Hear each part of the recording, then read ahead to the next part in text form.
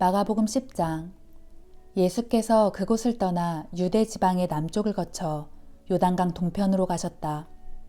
여느 때처럼 수많은 사람들이 모여들자 예수께서는 예전처럼 그들을 가르치셨다. 그때 바리새파 사람들 몇 명이 와서 예수를 시험하려고 이렇게 물었다. 남편이 자기 아내를 버려도 괜찮습니까? 예수께서 대답하셨다.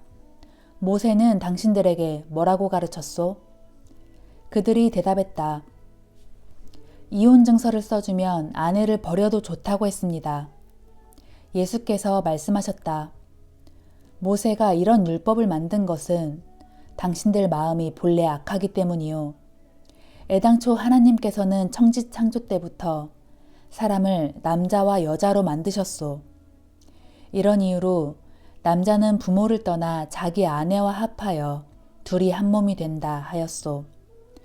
따라서 이제 그들은 둘이 아니라 한 몸이요. 그러므로 하나님께서 짝지어 주신 것을 사람이 갈라놓아서는 안 됩니다. 그 후 예수 일행이 다시 집으로 돌아왔을 때 제자들이 이 문제를 놓고 예수께 물었다. 예수께서 제자들에게 말씀하셨다.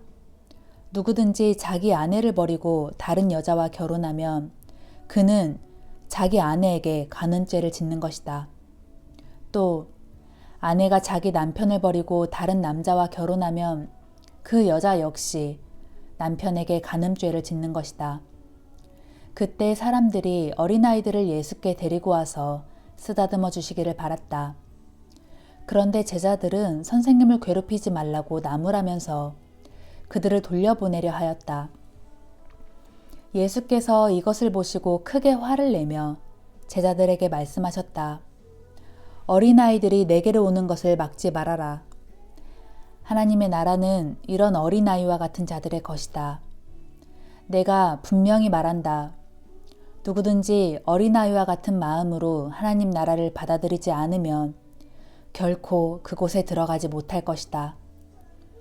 그리고 예수께서는 어린아이들을 품에 안으시고 그들의 머리 위에 손을 얹어 축복해 주셨다. 예수께서 길을 떠나려 하시는데 어떤 청년이 달려와 예수 앞에 무릎을 꿇으며 물었다. 선하신 선생님, 영원한 생명을 얻으려면 제가 어떻게 해야 합니까? 예수께서 그 청년에게 말씀하셨다. 어찌하여 나를 선하다고 하시오? 선하신 분은 오직 하나님 한 분뿐이요.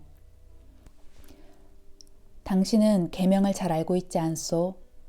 하나님의 계명을 보면 살인하지 말라, 간음하지 말라, 도둑질하지 말라, 거짓 증언을 하지 말라, 속여 빼앗지 말라, 내 부모를 공경하라 하고 되어 있지 않소?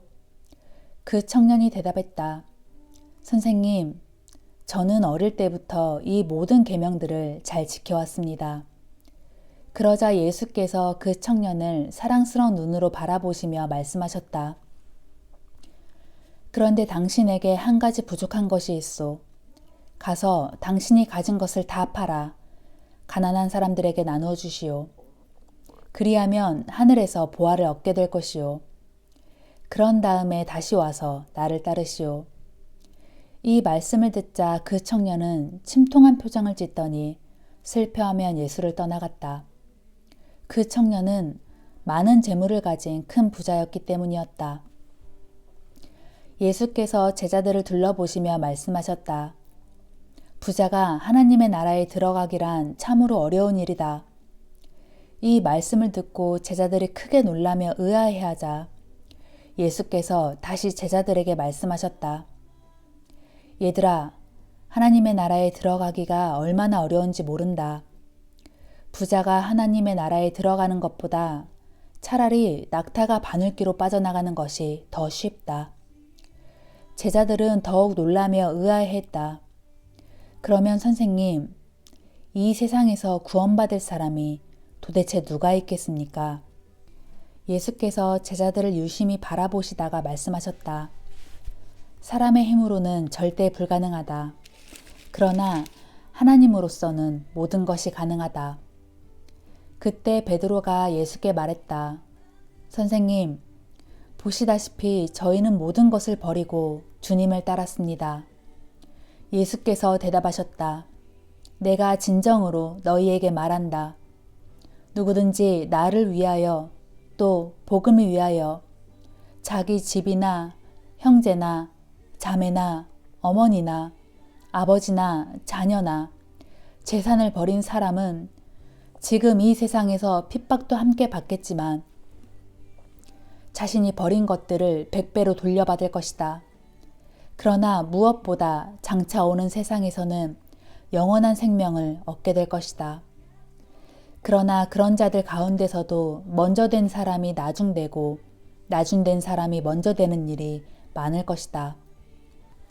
예수 일행이 예루살렘으로 올라가는 길에 예수께서 앞장서서 홀로 걸어가시자 모두들 놀라고 두려운 마음으로 뒤따라갔다. 예수께서는 다시 12제자를 자기 곁에 불러 모으시고 장차 자신에게 닥칠 일을 일러주셨다. 보라, 우리가 예루살렘에 도착하면 인자는 배신을 당하여 대제사장들과 율법교사들의 손에 넘겨질 것이다. 그들은 인자를 죽이기로 결정한 후 이방인들에게 넘길 것이다. 그러면 이방인들은 인자를 조롱하고 침뱉고 채찍으로 때린 뒤 마침내 죽일 것이다. 그러나 인자는 4일 만에 무덤에서 다시 살아날 것이다. 그때 세데베의 두 아들인 야고보와 요한이 예수 곁으로 와서 말했다. 주님, 저희 소원을 들어주십시오.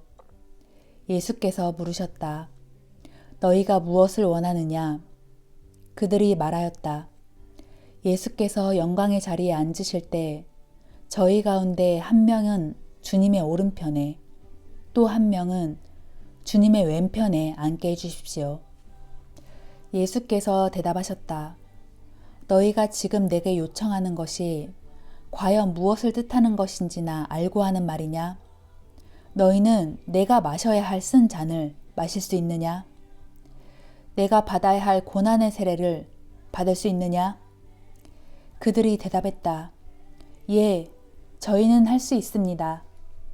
그러자 예수께서 말씀하셨다. 그렇다. 너희는 내가 마시는 잔을 마시게 될 것이고 내가 받는 세례를 받게 될 것이다. 하지만 너희를 내 오른편이나 왼편에 앉게 할 권한은 내게 없다. 그 자리는 하나님께서 이미 정해놓으신 사람들에게 돌아갈 것이다. 다른 10 제자들이 이 일을 듣고 야고보와 요한에게 분노하자 예수께서 그들을 불러놓고 말씀하셨다. 너희도 알다시피 세상의 왕이나 위정자들은 백성들 위에 군림하면서 권력을 휘두른다. 그러나 너희는 결코 그래서는 안 된다. 너희 중에 누구든지 큰 자가 되기를 원하는 사람은 먼저 너희를 섬기는 자가 되어야 한다. 또 너희 중에 으뜸이 되기를 원하는 사람은 먼저 모든 이들의 종이 되어야 한다. 인자는 섬김을 받으러 온 것이 아니라 섬기러 왔고 많은 사람들을 구하기 위하여 자기 목숨을 내어주려고 온 것이다. 예수와 제자들이 여리고 성읍에 들렸다가 뒤따르는 많은 사람들과 함께 성읍을 떠날 때였다. 그때 디메오의 아들 바디메오라는 맹인 거지가 길가에 앉아 있다가 나사렛 예수가 그 길로 지나가신다는 말을 듣고 소리를 지르기 시작했다. 다윗의 자손이신 예수여, 저에게 자비를 베풀어 주십시오. 그러자 많은 사람들이 그를 나무라며 조용히 하라고 했다. 그러나 그는 더욱더 큰 소리로 다윗의 자손이시여, 저에게 자비를 베풀어 주십시오 하고 외쳤다. 예수께서 걸음을 멈추시고 말씀하셨다. 그 사람을 불러오시오. 사람들이 그 맹인에게 가서 일러주었다. 기운을 내어 자리에서 일어나라. 그분이 당신을 부르신다. 그러자 그 맹인은 겉옷을 벗어던지고 벌떡 일어나 예수께로 왔다. 예수께서 부르셨다. 내가 당신에게 무엇을 해주기를 바라오. 맹인이 대답했다. 선생님, 눈을 뜨고 싶습니다. 예수께서 말씀하셨다.